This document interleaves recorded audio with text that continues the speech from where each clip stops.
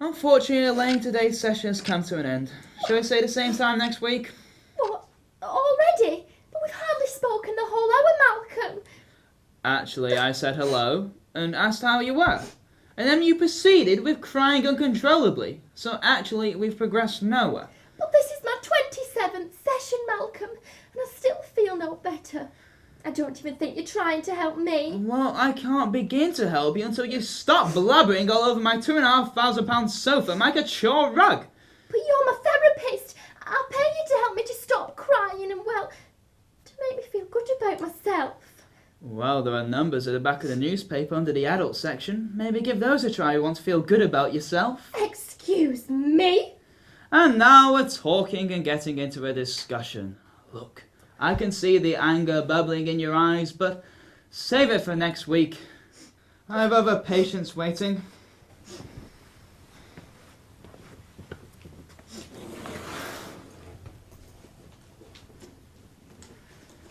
And also, take your tissues with you and close the door on your way out.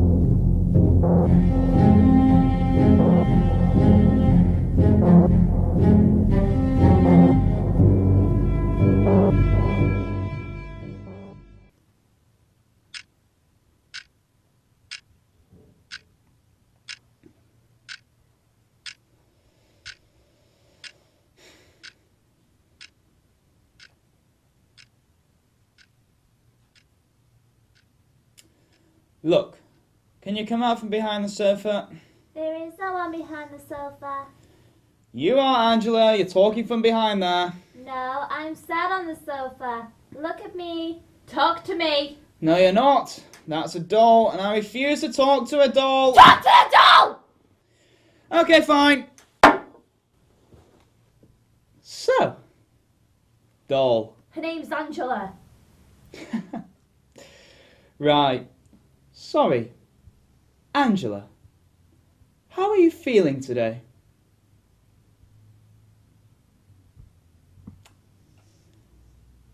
Do you feel as if you have accomplished anything?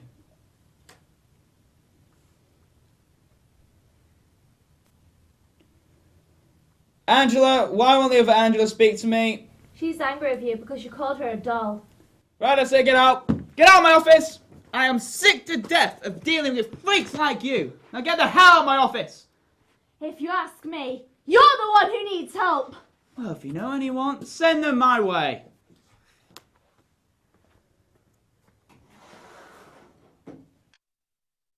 Oh, I don't know, Mal. I try to lose the weight, but it's just so hard, and no one will even hire me because of the way I look.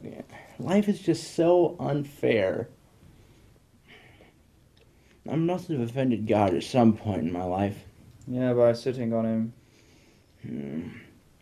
I have no idea what to do, Mal. Do you think I may have ripped the wings off an angel in a past life? Deep fried, then perhaps.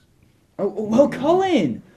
What I recommend to you is that you get yourself back out there. You are... you! Don't let anyone knock your confidence to tell you what to do. You seem like a wonderful person on the inside. Really? Thank you, Malcolm. I feel better now that you've said that. Same time next week, then. If you want a job, maybe a good shower and a shave when I go amiss.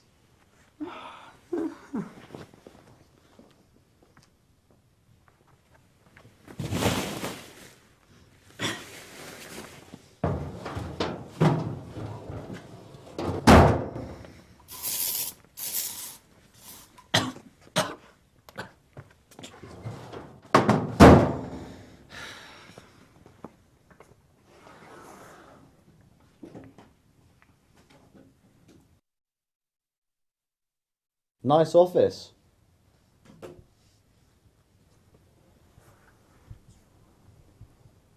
Excuse me, but you don't have an appointment. Yeah, I do. It says so in your diary. I have a schedule and a regular client list. You're not one of them. Check again, smartass. Excuse me? Look, I was told to come see you. Who told you to see me? It doesn't matter right now, but I'm here to help you, and in return you will help me. Look, I don't deal with riddles. You don't seem to do a lot, Malcolm.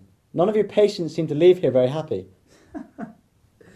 Well, why don't you book an appointment and you can see I'll deal with my patients firsthand? I do have an appointment. It says so in your diary. I actually have a full day today and I'm waiting for a patient. Now, why would a psychologist need to lie? You're not selling your services to me, Malcolm. It just has my appointment, 2 p.m. There's nothing written next to the time. How do you know that's not for something else? Because I booked it. Yes, Malcolm, you can't treat me like one of your patients. And I can see it's frustrating the crap out of you. Look, what's your name? We'll get to that. Well, if you wouldn't mind getting to whatever it is, because I'm very busy and time's ticking on. Yeah, you must be really busy. What, with sucking all those innocent people's bank accounts dry? So innocent they can't even see for the leech that you are, preying on the vulnerable. Anyway, it's still 2 o'clock.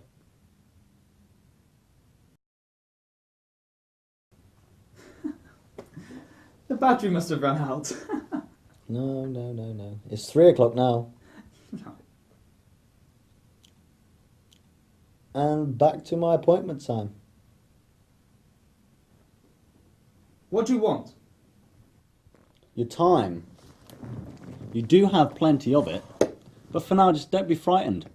I can smell you from over here. I'm sorry. There's nothing to be frightened over, is there? Just my diary suddenly moves from my desk into your hand within a second, my clock just starts randomly malfunctioning, and then there's the big one! Where did you appear from and suddenly clear my scheduled patients? Now you're being silly. If you sit down, I'll explain. I'd rather stand over here. Way over here. Sit.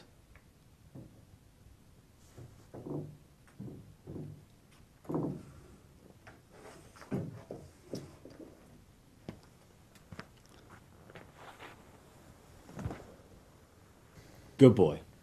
Now, my boss has been watching you and your techniques, and I can say he's not very impressed with the way you treat your patients. Well, it's none of your boss's business. I'd be careful with what you say. Oh no, why? Can you hear me? As a matter of fact, you can. Well, maybe a boss should mind his own business. It's not a good idea to wind up the boss. Your boss? You're talking as though he's God. Be careful. How about I give you some advice so that imaginary boss inside your head and get out of my office?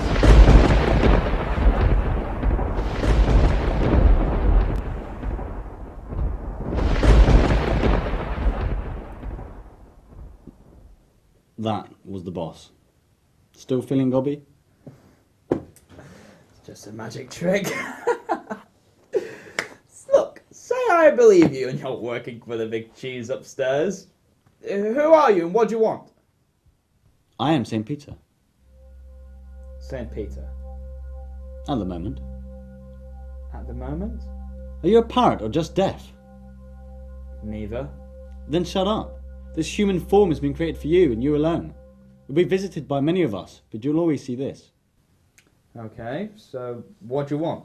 We're having problems upstairs with some of our new potential residents.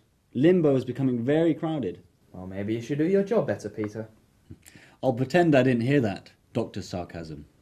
Now, these spirits are in limbo because they don't know who or where they should be. We can't judge them correctly at the gates unless they know who they are. Can you see our problem? Yes, but what do you want me to do about it? Start doing your job for a change. Then these lost souls can be sent to the correct destination, heaven or hell. And if I don't? Look, you're about to be murdered by a disgruntled patient.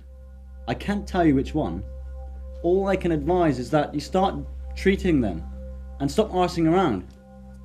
And then you'll live a long life.